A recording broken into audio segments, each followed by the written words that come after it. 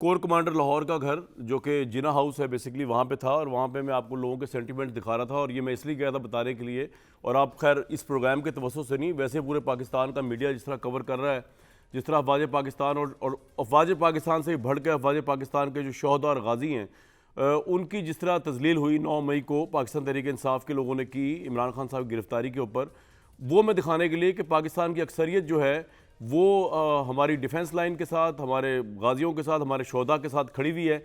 और ये अकलियत थी जिसको ऑब्वियसली एक लीडरशिप ने तैयार किया। और अब मुझे समझ नहीं आ रही कि इमरान खान साहब से ये मुतालबा किया जा रहा है, सदर मुमलिकत से लेके तो बाकी कुछ मीडिया चैनल्स भी कर रहे हैं, कुछ बड़े बड़े दानिशवर हैं, कुछ बड़े बड़े बिजनेसमैन हैं, वो भी ये मुतालबा कर रहे हैं कि जनाब आप खुदा का वास्ता मजम्मत कर दें। भाई दिस इज़ रबिश। मजम्मत क्या होती है?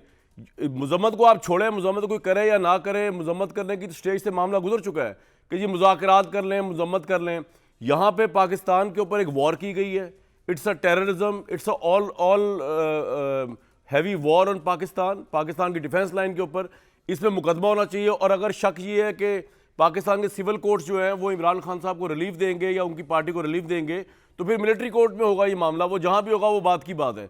लेकिन इसमें इंसाफ होना चाहिए, अदरवाइज तो हर क्रिमिनल, हर एक्ट ऑफ टेररिज्म जो है वो सिर्फ माजरत करके या सिर्फ मजम्मत करके या मुज़ाकरात के ज़रिए जो है वो तो फिर आप आगे से आगे चले जाएंगे। तो मैंने तो इस प्रोग्राम के प्लेटफॉर्म से आपको पिछले 1 साल से अपडेट कर रहा हूँ कि इमरान साहब के जो 50 जलसे हुए, उन 50 के 50 जलसों में जब वो हल्फ लिया करते थे, उस हल्फ के अंदर लिखा होता था कि हम जी पुरअमन एहतजाज करेंगे आइन और कानून के दायरे में रह के। लेकिन वो जो पूरी फौज को गालियां दिया करते थे उन जलसों के अंदर, वो गवर्नमेंट कॉलेज यूनिवर्सिटी लाहौर गए, वो और मैंने वो कहा कि आप नौजवानों को तैयार कर रहे हैं फौज के खिलाफ। वो जो जिहाद कहा करते थे कि जिसने मुझे वोट भी ना दिया वो बातिल पे खड़ा हो गया। तो आपने एक ऐसी कौम में से कुछ ऐसे, सारी तहरीक इंसाफ ऐसी नहीं है, मैं मानता हूं कि कुछ 100 लोग थे, पूरी तहरीक इंसाफ ऐसी नहीं है, सिविलाइज पॉलिटिकल पार्टी, उसकी हम इज्जत करनी चाहिए। लेकिन उनमें से जो इमरान साहब के जलसों से और उन्होंने जो ट्रेनिंग की है फौज के खिलाफ, पाकिस्तान की डिफेंस लाइन के खिलाफ, उनमें से जो लोग नजर आए आपको 9 मई को, एक उनको तो ऑब्वियसली छोड़ना ही नहीं चाहिए। ये वो लोग थे जो अपनी आखिरत बचाने के लिए वहां निकले हुए थे, क्योंकि इमरान खान ने बताया कि कब्र में पहला सवाल ही ये होना है कि जिसने मुझे छोड़ दिया। तो जो बंदा मजहब के लेवल पे ले गया था इस जंग को अपने ही मुल्क, या तो आप हिंदुस्तान के खिलाफ कह रहे हैं जिहाद होना है, आप किसी और कंट्री के खिलाफ कह रहे हैं जिहाद कर रहे हैं, आप अपने मुल्क की फौज के खिलाफ कह रहे हैं कि जो मैं बोल रहा हूं वो सही है और जो इसमें मेरे साथ होगा वो जिहाद होगा। तो वो जो आपको डंडे बरसाते हुए लोग 9 मई को नजर आ रहे हैं, जो जहाज तोड़ रहे हैं मालूम का, जो पाकिस्तान की फौजी तनसीबात जला रहे हैं, ये बेसिकली बेचारे अपनी आखिरत बचा रहे थे। क्योंकि उन्होंने कहा था इमरान खान साहब ने, जिसके कहने पर मजहबी टच उनकी जिंदगी में आया है, कि जनाब कब्र में जाके पहला सवाल ही ये होना है कि हक और बातिल की जंग में आपको इमरान खान को छोड़ तो नहीं दिया।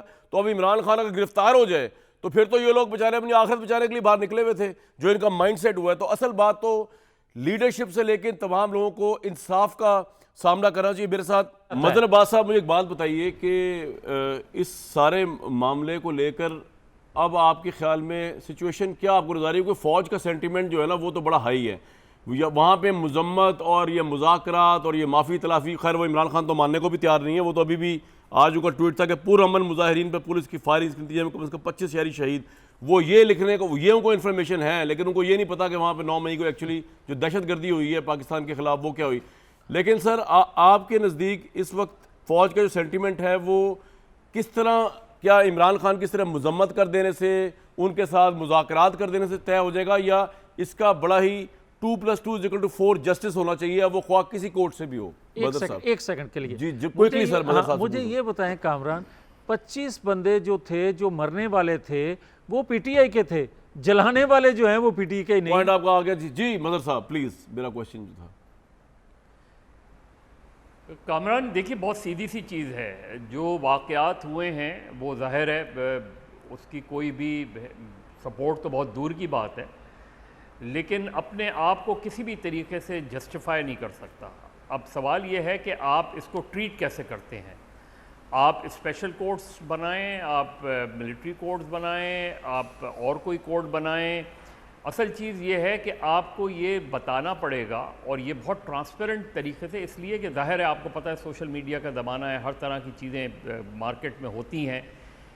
ये बताना पड़ेगा कि ये लोग थे, ये एविडेंसेस हैं इनके ख़िलाफ़, ये चार्जेस हैं इनके ख़िलाफ़, और आप किसी भी कोर्ट में, और मैं ज़ाहिर है मिलिट्री कोर्ट से की हिमायत नहीं करता हूँ, इसलिए जो इससे पहले भी 98 में हमने मिलिट्री कोर्ट्स देखी हैं और मैंने मिलिट्री कोर्ट्स कवर की हैं 98 में सर, उस वक्त भी देखें 98 में जो मिलिट्री कोर्ट बनी, अल्टीमेटली सुप्रीम कोर्ट ने उन मिलिट्री कोर्ट्स को नहीं illegal मदर साहब, मुझे declare एक कर पहले दिया। इस बात का जवाब और देना फिर था हम- कि ये जो मुज़ाकरात या मजम्मत के ज़रिए जो अफवाज पाकिस्तान के जज्बात जो है वो जस्टिफाई हो जाएंगे, या आपको लगता है कि वो भी चाह रहे हैं, जो मैं रीड कर रहा हूँ, कि इसमें सजाएं होनी चाहिए और ऊपर तक होनी चाहिए, जो भी इसकी मास्टरमाइंड है उसको भी सजा नहीं, तो वैसी होनी चाहिए, डंडा मारने वाले की सजा है? ये अफवाज पाकिस्तान का इशू नहीं है, पूरे पाकिस्तान कामरान का इशू देखिए, है। हम जी जी मदर साहब, आप मेरे सवाल का देखिए, जवाब दे रहे हमारा मसला हैं, क्या है? जावेद लतीफ़ साहब अपना कमेंट दे रहे हैं साथ साथ।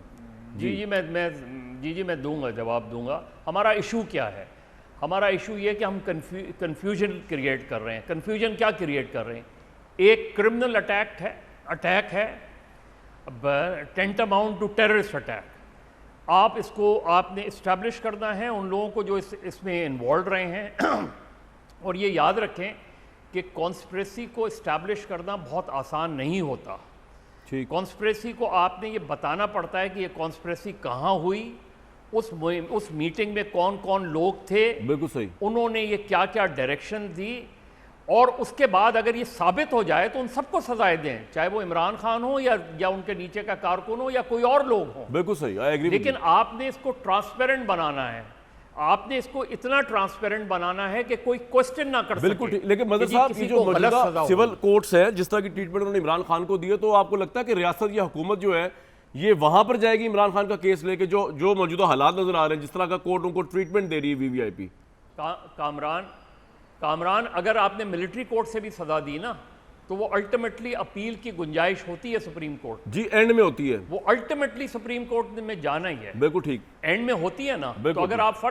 आप फर्ज करें मिलिट्री कोर्ट बना देते हैं, मिलिट्री कोर्ट से सजा दे भी देते हैं, तो उसकी फाइनल अपील तो सुप्रीम कोर्ट ही हो। हाँ सर, लेकिन वो अगर लिहाजा मिलिट्री असल का चीज़ ये ट्रायल है जो है उसका फैसला आ जाए subject to the approval of the chief of the army staff, तो फिर chief of the army staff तो उसका फैसला जो है या उसके ऊपर फाइनल फैसला जब करेगा तभी सिविल कोर्ट में जाएगा, तो वो तो 1 साल भी ले सकते हैं, मुझे नहीं पता कितना अर्सा ले सकते हैं, लेकिन वो लंबा भी काम हो सकता है। जी जी मदर साहब, कामरान, इतनी जो सजाएं माजी में हुई, माजी में जो सजाएं हुई हैं, इंक्लूडिंग सजाए मौत, मिलिट्री कोर्ट से जिन लोगों को सजाए मौत भी हुई उनको रिलीफ मिल गया सुप्रीम हायर कोर्ट से, तो फाइनल अपील तो वही होती मैं है। ड्यूरेशन इसलिए की मैं बात कह कर रहा रहा हूं हूँ कि मदर आपका साहब, केस मैं ये कह इतना रहा हूँ मजबूत होना कि चाहिए। जब तक आप सिविल में अपील डालने के अहल होंगे मिलिट्री कोर्ट, तब तक पता नहीं कितना टाइम गुजर चुका हो, जो भी कल्परेट्स या मुल्जमान जो हैं वो पकड़े गए होंगे,